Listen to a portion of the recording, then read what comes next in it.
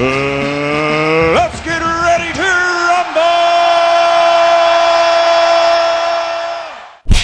I can only speak for myself. I'm old school. I'm genuinely old school. I saw a lot of the old shit. Yeah, a lot of you talk about it, but I actually saw it.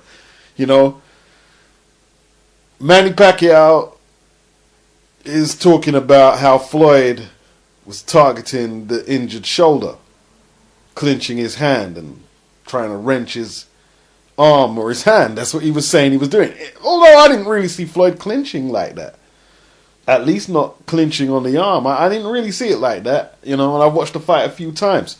But, you see, this just plays in again, like, with this tough man image Manny's supposed to have. You don't moan about that. That's what your opponent is supposed to do. This is boxing. If you're cut on the eye, on the right eye, then, you know, I might want to double that jab up and deteriorate the eye and bring about your demise even quicker. And let you bleed like a hemophiliac. Sorry about the analogy or the metaphor, but it's boxing. I remember when Gabe Ruelas fought Jeff Franklin. Any of you guys really old school to remember that? When Gabe injured his elbow and Franklin was targeting the elbow in clinches. He wanted to get him in the clinches. In one clinch, he managed to get a good lock on the arm. And he wrenched it as hard as he could. And you see Ruelas, fight stopped. Fight stopped, man. Fight stopped. And Franklin was a gatekeeper. I read about it before I saw it. They showed the highlights on one of them old broadcasts. Was it Midweek Sports Special at the time? They showed highlights of all the fights on the card. And it could have been an outdoor fight, from what I remember. We're talking 20 odd years back. And the journalist, the American journalist who was writing for the Boxing News, he didn't come down on Jeff Franklin. They didn't come down on Jeff Franklin. And I read all the other publications too. Not the most conventional way to end a bout, but nevertheless, it's a W. Man, Manny, stop giving us material to tear up your legacy and your reputation even further. Stop now. So, on Showtime tomorrow, May the 9th, Floyd is going to address the claim from Manny Pacquiao about the injury to his right shoulder and how Pacquiao claims the injury hampered his ability to be effective during their fight. He will also discuss about the possibility of fighting beyond his next scheduled fight in September. When asked if he detected a problem with Pacquiao's shoulder during the bout, he said, "Absolutely not." He was fast, his left hand was fast, his right hand was fast, and he was throwing them both fast and strong. Excuses, excuses, excuses. I'm not going to buy into the bullshit. And I don't want the public to buy into the bullshit. He lost, he knows he lost. I lost a lot of respect for him after all of this. Mayweather goes on to address the possibility of a rematch. He said he did text Stephen A. Smith and said he will fight Pacquiao again. But now he's changed his mind. He said, at this particular time, no. Because he's a sore loser and he's a coward. If you lost, accept the loss and say, Floyd, you were the better fighter. Apparently, Team Pacquiao have withdrawn their claim that they knew the shoulder was injured going in to the fight. They've withdrawn that now. And several reasons why they've had a change of heart on the situation. Possibly, you know, they thought, oh man, Floyd definitely going to rematch us if we keep making excuses. Plus, apparently a whole load of lawsuits could be coming their way, as Pacquiao would have had to have lied on a questionnaire that he is obligated to list down any injuries that he had to the Nevada State Athletic Commission. So Pacquiao in 47 minutes has ruined his reputation. He just looks he looks like a strange guy now when you look at him, man. Just look, you know. Badou Jack, he wants to fight George Groves on Floyd Mayweather's undercard in September, and it would definitely be a better proposition than the Leo Santa Cruz and Lomachenko fights we saw. When asked if the Anthony Dirrell fight was easier than he expected it to be, Badou Jack said, "No fight is easy, but I felt good And me and Eddie Mustafa Muhammad did what we had to do to get the victory. I wanted a knockout, but it was difficult. He was asked how he stayed so calm when DeGale's supporters started rushing at him at the weigh-in. He said they wanted to talk trash and get into his head so he would lose his focus. But he said you've always got to stay focused no matter what. He said you can't lose your head in the biggest fight of your career. If after the fight they come talk shit, that's another story. He said he had to stay professional and calm. He also said DeGale went too far with the smack talk beforehand, but he couldn't back it up in the real fight. He did that for show, trying to sell the fight, trying to get into my head, but it didn't work. Didn't DeGale and his people do a similar thing to Sakio Bika, if my memory is correct? He believes that DeGale was nervous, and that's why he did it. He said he believed in his own calm and his own condition and his skills, and he knew what he could do. He said he was prepared to pace himself. It's a 12-round fight. Anybody can start fast, but you have to fight for 12 rounds, not just for 2. He pointed out the changes in his camp. New conditioning coach, strength and conditioning coach, Memo Heredia, who introduced a lot of swimming, running in the mountains, a little bit of weights, medicine balls, explosive training. He said he was in perfect shape. I also didn't have any injuries or distractions during camp. Eventually he wants to unify all the titles and make a lot of money, make history, and all that good stuff. He says he is the first boxer ever from Gambia to win a world title, and it means everything. He is half Gambian. Saul Alvarez promises an intelligent fight against James Kirkland. He says he's ready for the fight. He feels excited that the fight is nearly here. Kirkland is a strong puncher. He's been sparring a lot of southpaws. He's prepared for May the 9th. He says he is also strong and will look to fight intelligently on Saturday. Kirkland says he knows what he brings to the table in terms of excitement. He knows what the fans want to see. They're spending their hard money to come and see him fight, and that motivates him. He says he works just as hard as them when they're out there pushing that clock to make money to come see him fight. He said after the match he's going to have a good meal of seafood. I saw a picture of him. He looks in tremendous shape. I'm just going to come out and say it straight off the bat. I don't rate Canelo as a fighter. I'm sorry. I don't think he's a good fighter. It's a 50-50 in my opinion. And maybe Canelo might outclass him. He might outclass him. Maybe so, you know. I mean, he's getting paid so much money. He should be outclassing some decent opposition. So maybe that might happen. But it's not so much what Kirkland's bringing. It's just I don't see Canelo as an elite boxing talent. Oscar and Al Haymon. Oscar's going to sue him for $200 million, claiming that Al is monopolizing and stopping healthy competition. Well, we'll see how that goes. You know. Oscar is kind of full of himself sometimes, but you know, we'll see. It's business, isn't it? It's business.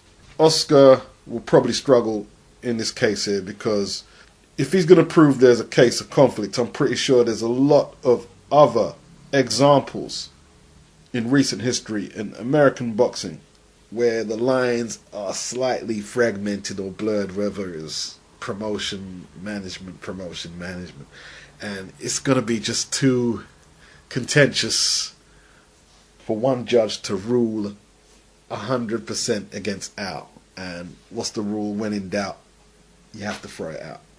If it doesn't fit, you must acquit. So it's going to be very difficult. Very difficult. You see, the Muhammad Ali Act has been there a long time, but no one's acted on it. No one wants to touch that. Nobody. Tell me somebody who's enforced something from the Muhammad Ali Act. Maybe someone has, but I can't remember it. And that's what Oscar is quoting, the Muhammad Ali Act. Yeah? Promoting and advising. He's an advisor. He didn't say manager. You know? So it's very grey. It's very vague. And I'm going to be honest with you. I know Tim Witherspoon got caught up with Don King and Carl King back in the day. I don't see what the big deal is. You can manage and you can promote. Why not? Why not? Look, you give your boxer his contract and he has to get a lawyer to look over the contract. Yeah? You get a lawyer to look over the contract. You sign to what you think you're entitled to. Only you can judge what you're worth in life. Only you. I can lead you to the water. I can't make you drink. You're a grown man. So I never really saw what the problem was when Don King was doing that. With Carl King, I never really saw the problem, you know? Look, handle your business. Get a proper lawyer and understand what you are doing. Oscar's not worried about boxers. Oscar is not worried about boxers being cut short. He's just worried about him getting frozen out of the picture. How big is Al going to be? He's just advised Floyd to win the most lucrative fight in boxing.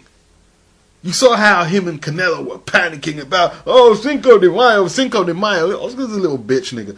And yeah, he's entitled to be worried about his business. He's doing what he has to do. Yeah? He's doing what he has to do. Daniel Jacobs, he says he never said he wouldn't fight Golovkin. It's all about timing. You see, that's what I'm saying. It's vague, isn't it? Anyone can say that. It's all about timing. I mean, when you say that, what do you mean? You're going to wait until someone knocks him down, or you're going to see some wear and tear, then you might take the job on? What does that mean exactly? You know?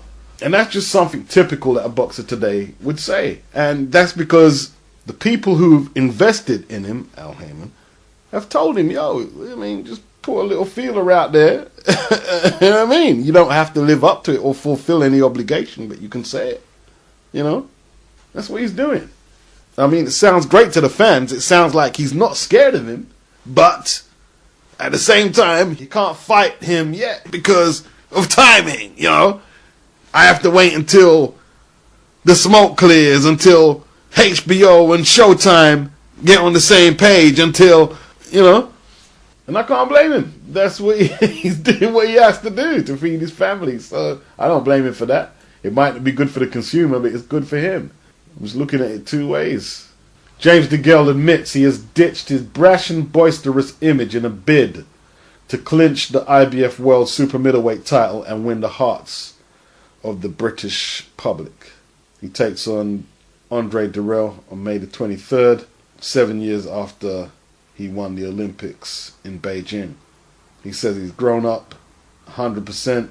He's got more important things to do about being stupid or cussing someone out. He said he wasn't arrogant before, he was just confident in his own ability. He knew how good he was and how far he could go.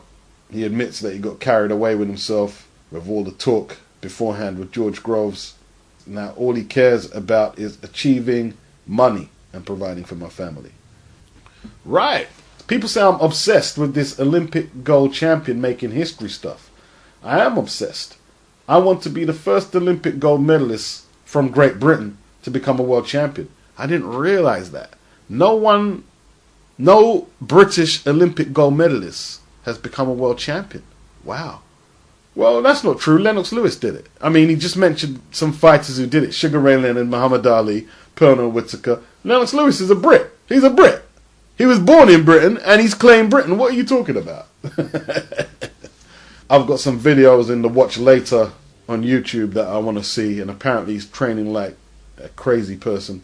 And I think he's going to beat Dirrell. I think it's going to be hard though, but I think he's going to do it. Will the two styles clash on the night? DeGale will be looking to use his upper body movement and get underneath and around the sides of Dirrell's jab. Dirrell will more than likely try and keep range and tie up, use his legs to keep distance, and on the move. Dirrell can actually fight inside. I know you're going to laugh a little and scoff, but Jalen Love, you know, he's not a bad fighter. He's not a bad fighter. And I saw Dirrell in a sparring session against Love. A lot of you saw it too. And he actually fought Love inside and gave him a good old working over inside. He can do it. He can shorten his shots. He can stay on a man's chest. Problem is, DeGale is way more advanced than Jalen Love at this stage of their careers, in my opinion. I think DeGale is the better inside fighter, and he can fight long range. It might not be boring, the styles might not clash, but I have a feeling it's going to take both men a little time to work each other out. I just have that feeling. This will be DeGale's first $1 million purse. He says, they tax me, they take 30% off me before I leave the country. I've got to come back and pay people, put a big deposit down on a house, treat myself, and then I've only got a couple $100,000. £1 million is nothing. I've spent it already. You see, it's a hard road. It is a hard road, this boxing game. Look how long it's took him to get that title shot. And he's just getting a sniff of the big money.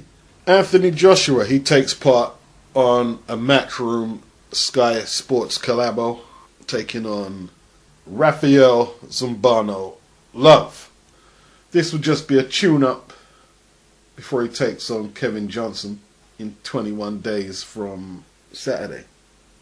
I don't know nothing about this Zumbano Love. I don't have time to watch him fight at this second right now.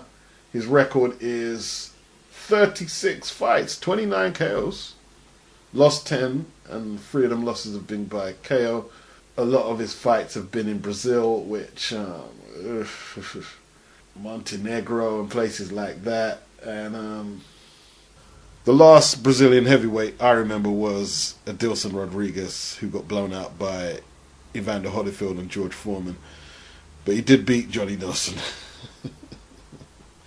He beat Johnny Nelson in Brazil.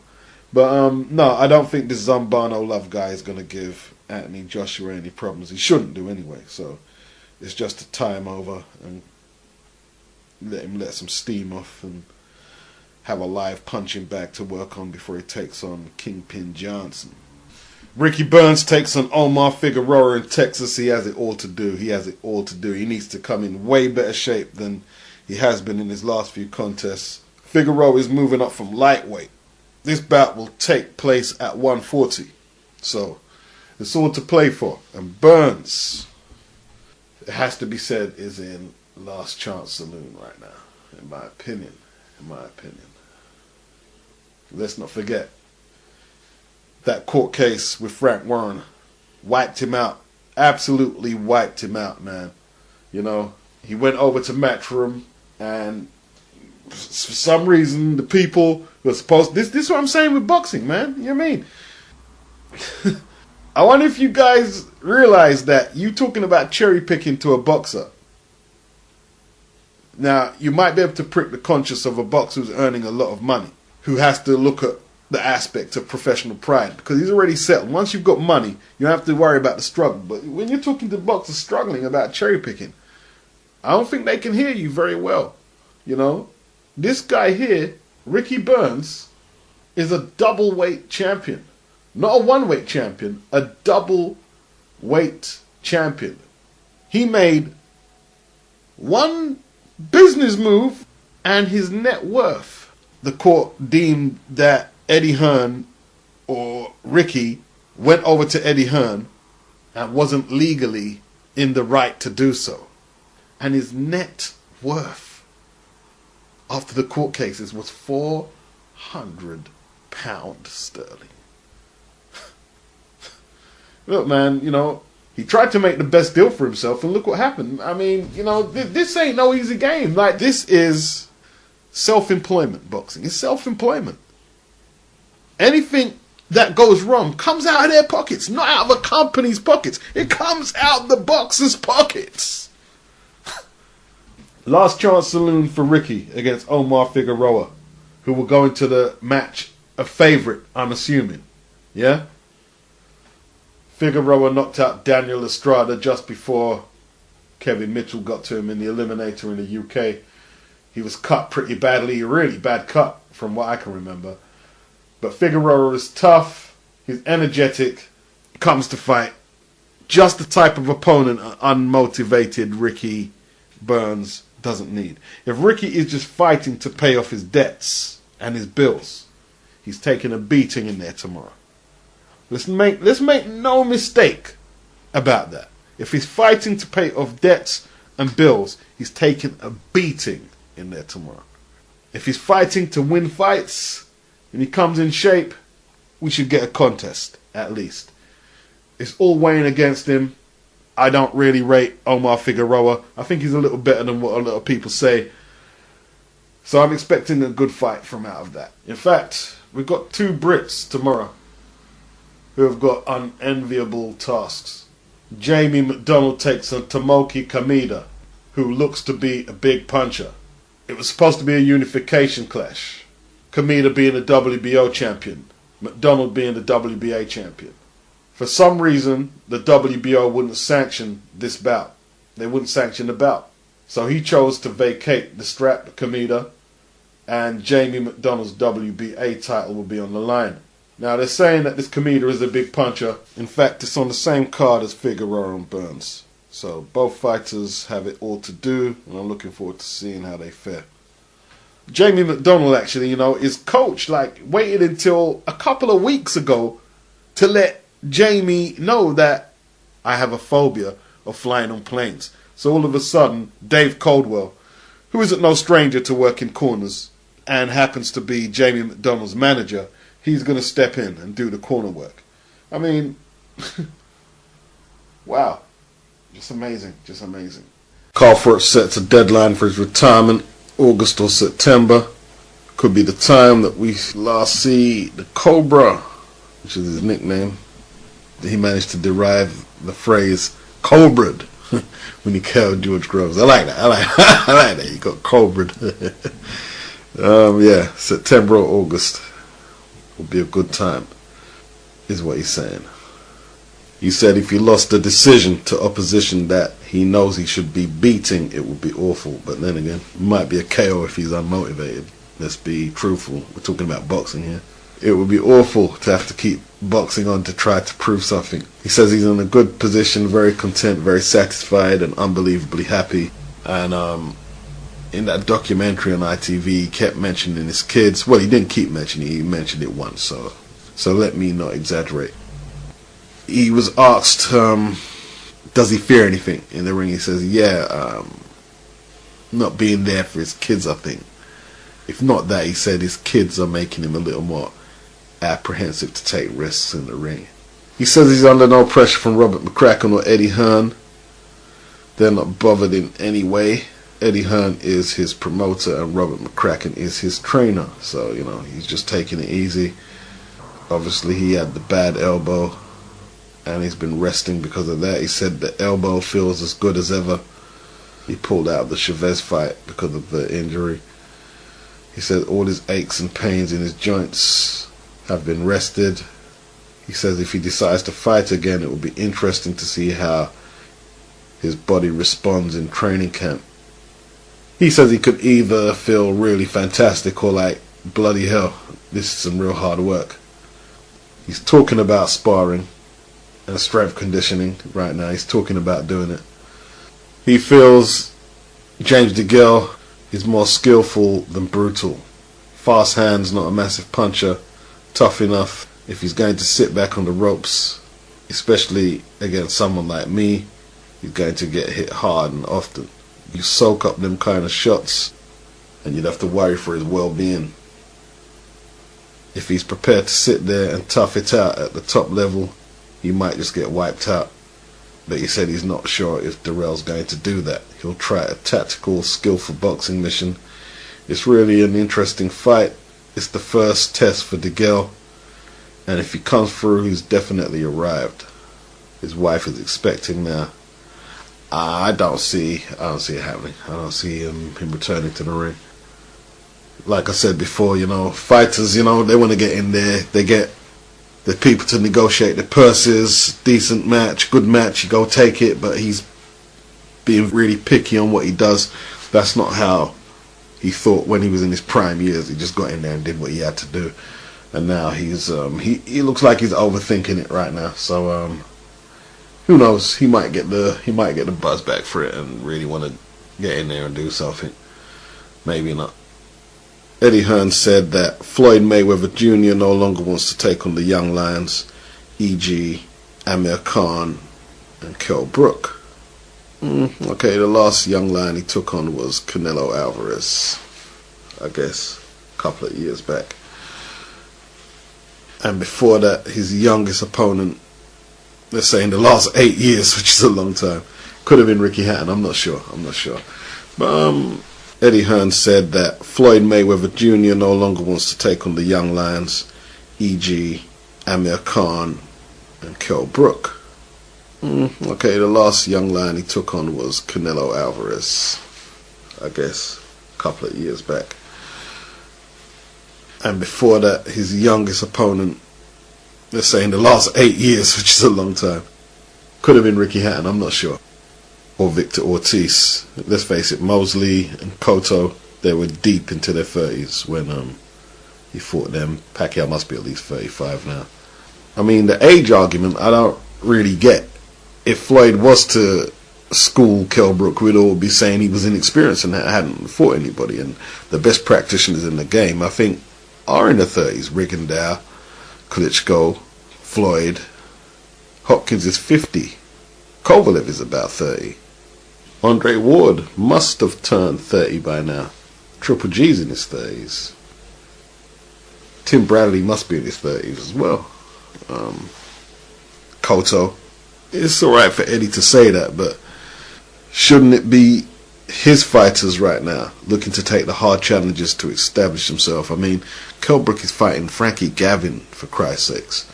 And Amir Khan's fighting Chris Algieri. Amir Khan's even saying that it's a dangerous fight for him. I mean, look, his camp should be taking it serious. They have to take him as a 100% legitimate threat. But as for telling the public it's a dangerous fight, I don't even think casuals buy that. And more to the point, shouldn't the young lions be fighting each other?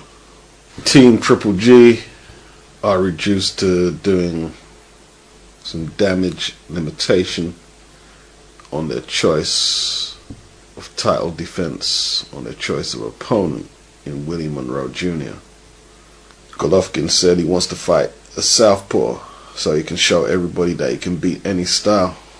They're coming under fire because this fight is viewed as a mismatch, with Golovkin as high as an 80-1 favorite for their fight that takes place next week, live on HBO.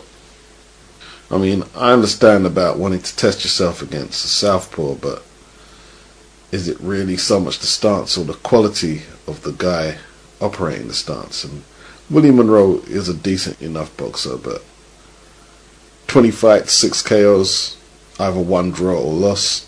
So you never know. And but the biggest opponent I've seen Willie Monroe take on is Brian Vera, and he won it on points.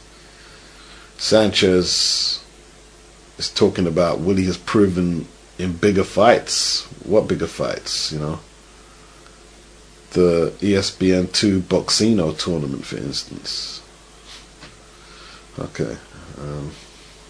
He argues that Golovkin brings opponents down to the level that they're not much for him. Well, we'll see.